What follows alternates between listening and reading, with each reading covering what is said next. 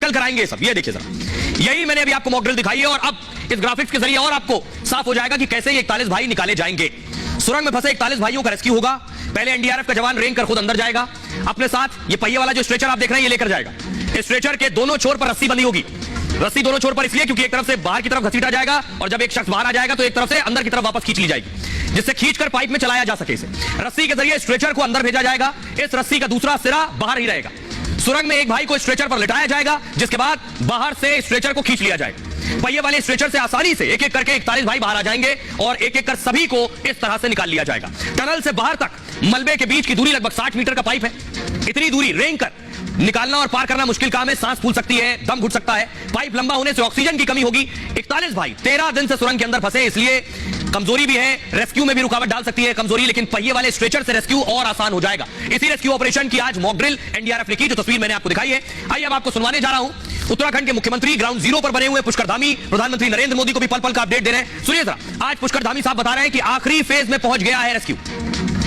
Rescue operation अपने अंतिम चरण पर है और आप सब जानते हैं कि उस रेस्क्यू ऑपरेशन में भारत की सरकार माननीय प्रधानमंत्री जी प्रत्येक दिन किस प्रकार से हमारे अंदर जो मजदूर भाई हैं उनको भोजन सामग्री से लेकर अनेक प्रकार की जो कठिनाइयां उनके सामने आ सकती है उन सबके बारे में जानकारी देकर उसके निदान को लेकर और सुरक्षित रूप से उनको बाहर निकाला गया। रेस्क्यू किस तरह से चल रहा है उस सारी जानकारियां प्रत्येक दिन लेते हैं और पूरी एजेंसियां भारत सरकार की हो, राज्य सरकार की हो, सब मिलजुल कर इस ऑपरेशन को चला रही हैं। जल्दी ही हमें उम्मीद है भगवान की कृपा से जल्दी से जल्दी ये ऑपरेशन पूरा होगा। हमारे मजदूर भाई सभी बाहर आएंगे। अब आपको मैं बताऊं कि आप धामी साहब को सुन रहे थे, लेकिन इतना दिन क्यों लग रहे हैं, क्यों इतना वक्त लग रहा है? आपको अब तक पता था कि बहुत कम मीटर बचा है, कभी पता चला 5 मीटर, कभी 10 मीटर। परेशानी की वजह मैं आपको बताने जा रहा हूं। परेशानी की वजह है ये जो आप देख रहे हैं, ये ऑगर का आगे का आप हिस्सा देख रहे हैं। ऑगर का आगे का हिस्सा आप देख रहे हैं, मलबा फंसा है और कई बार काटते वक्त कोई धातु आ जाए तो ये टूट जाता है। ये जो आगे ड्रिल है, कोई धातु आ जाए, मेटल आ जाए तो ये टूट जाता है। ये उसका आगे का हिस्सा है। अगली तस्वीर दिखाइए जरा।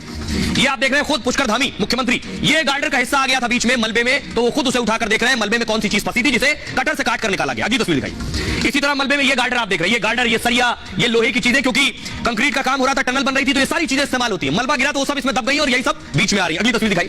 उसी तरह की ये सरिया जो बीच में है जिसे कटर से काटा गया। अगली तस्वीर दिखाऊं मैं आपको। और ये वो टीम है, देखिए गार्डर के साथ बैठी हुई है ये टीम। इस टीम ने ये बड़ा काम किया।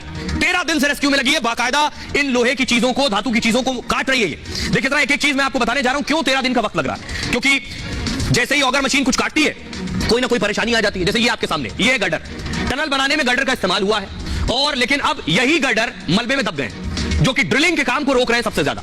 गर्डर सामने आने से मशीन रुक जाती है। गर्डर के साथ सरिया भी एक समस्या है। ये आप देख रहे हैं, ये सरिया निकली उसी से। सरिया ड्रिलिंग मशीन के हेड में फंस रही है, जिसके कटर के जरिए काटना पड़ रहा है उसके बाद, और पूरी प्रक्रिया में कई घंटों का वक्त लग रहा है।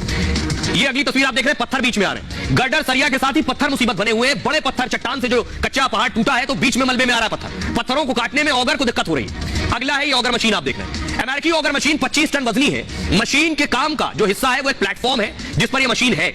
जिस प्लेटफॉर्म पर इस मशीन को रखा गया है, जब लोहा या सरिया जैसी चीजें आ जाती हैं तो कंपन और बढ़ जाता है उसको ड्रिल करने में। होता क्या है, ऑगर का जो प्लेटफॉर्म है इससे उसको नुकसान होता है और वो प्लेटफॉर्म जमीन पर। ऐसे ही कल शाम को क्या हुआ, ऑगर मशीन रोकनी पड़ गई क्योंकि ऑगर का जो प्लेटफॉर्म है उसकी जमीन और धंस गई थी नीचे। इस प्लेटफॉर्म को सही करने में कई घंटों का वक्त लग गया और सिर्फ ऑगर मशीन को निकालने में 2 घंटे लग गए। इसके बाद वेल्डिंग के जरिए प्लेटफॉर्म फिर से सही किया गया, जिसमें 5-6 घंटे का वक्त और लग जाता है। इसलिए लग रहा है सबसे ज्यादा वक्त। आइए अब आपको सुनवाता हूं, सुनिए। NHIDCL जो इस रेस्क्यू में लगी हुई है, उसके MD है महमूद अहमद साहब, उन्हें सुनिए। पाइप जो आप देखें, जो छत पे ऐसा रहता है और लंबा साइज से होके, और मलबा के साथ कोलैप्स के बाद ये मशीन में ये सामने ऑगर इसलिए चल नहीं पाया, तो वो ऑगर के जो ब्लेड्स हैं, वो ऑगर के ब्लेड्स के चारों तरफ ऐसे मुड़ गया। ऑगर के ब्लेड्स भी हमारे डैमेज हुए और इसलिए हमें वापस ऑगर को वापस लाना पड़ा। ऑगर के ब्लेड्स को हमने रिपेयर किए हैं। अभी जो साफ सफाई करनी थी, ये बच्चे अंदर गए और इन्होंने क्लीन किया उधर का साफ का, कोई और गर्डर या कोई और इस तरह की मेटल ना हो ये चेक किया और अब वो वापस उस ऑगर को फिट कर रहे हैं। अब देखिए आगे कैसे हो रहा है। अब कैसे पता चलेगा कि मलबे के अंदर क्या चीज है।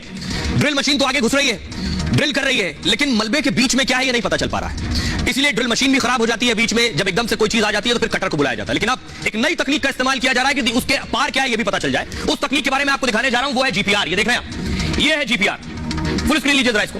अब देखिए क्या हो रहा है। ये एक एग्जांपल मैं आपके सामने उदाहरण के लिए समझिए। GPR मशीन चल रही है और ये आप मॉनिटर देख रहे हैं। GPR मशीन जमीन के अंदर माप ले रही है कि बीच में कोई लोहा, कोई धातु, कोई आयरन आगे देखिए नीचे है, तो इस GPR मशीन में फौरन सिग्नल आ जाएगा कि आगे कुछ है। अब इसी तकनीक का इस्तेमाल किया जा रहा है, मलबे के आगे पता चल जाए कि आगे कोई धातु है या नहीं। ये मॉनिटर पर आ जाता है। आइए आपको बताऊं ये मशीन कैसे काम करती है। इस मशीन कि काम करने का तरीका बहुत आधुनिक है और इस मशीन का इस्तेमाल किया जा रहा है। इस मशीन को आप देख रहे हैं, रेस्क्यू में रोड़ा, सरिया, गर्डर जैसी ठोस चीजें अगर है, अब इन चीजों का पता जीपीआर से लगाया जा रहा है। जीपीआर का मतलब है ग्राउंड पेनिट्रेटिंग रडार। जैसे ग्राउंड है वैसे ही सामने भी मलबा है। ये माइक्रोवेव तरंगों के जरिए काम करता है। तरंगे सतह के अंदर करीब 10 मीटर तक अंदर जा सकती हैं। तो 10 मीटर अंदर तरंगे गई, इसके बाद तरंगे वापस डिवाइस पर लौटती हैं। अब किससे लड़कर लौट रही है तरंगे? अगर धातु से लड़कर लौटी है तो वैसी इमेज बना देगा वो, जिससे सतह के अंदर क्या है इसकी जानकारी मिल जाएगी। जीपीआर धातु प्लास्टिक ठोस का पता लगा सकता है। इसी तकनीक का इस्तेमाल सुरंग में इस वक्त किया जा रहा है। जहां तक ड्रिल हुई है उसके आगे की रुकावट ये बता रहा है। जीपीआर से पता चला है कि 5 मीटर में आगे कोई रुकावट नहीं है। सुरंग में 46.8 मीटर से ज्यादा की ड्रिलिंग हो चुकी है। अभी 15 मीटर के करीब खुदाई की जानी है। तो 5 मीटर पता चल गया आगे कुछ नहीं है, तो 5 मीटर ड्रिल किया जाएगा। फिर अगले 5 मीटर पर चेक किया जाएगा जीपीआर से। तो 6-6 मीटर के 2 पाइप डालने पर कामयाबी मिल सकती है। अगर सफलता नहीं मिली तो तीसरा पाइप भी डालना पड़ेगा। आइए अब आपको सुनवाता हूं वो टीम जो वहां ग्राउंड पर मौजूद है, जो सर्वे टीम के सदस्य हैं, उन्हें सुनिए सर। सो मैं उधर नीचे का जियोफिजिकल सर्वे किया सर। जियोफिजिकल सर्वे में जीपीआर काम किया। सो एक ग्राउंड पेनिट्रेटिंग रडार बोलते हैं। कल रात को मेरा बंदा अंदर पाइप टनल का एंड तक गया, उधर जाके जीपीआर मशीन लेके जाके उधर से खींचना पड़ेगा सर, मलबा से पास में खींचना पड़ेगा। सो उस जगह में वेव्स सेंड करके रिसीव हो जाएगा। सो उस जगह में किधर रिफ्लेक्शन ज्यादा हो रहे हैं उस जगह में थोड़ा हमको दिक्कत है। सपोज मेटालिक ऑब्जेक्ट आ रहा है, मतलब रिफ्लेक्शन स्ट्रॉन्ग हो जाएगा। सो हमारा रिजल्ट में कुछ स्ट्रॉन्ग रिफ्लेक्शन नहीं आया 5 मीटर तक। सो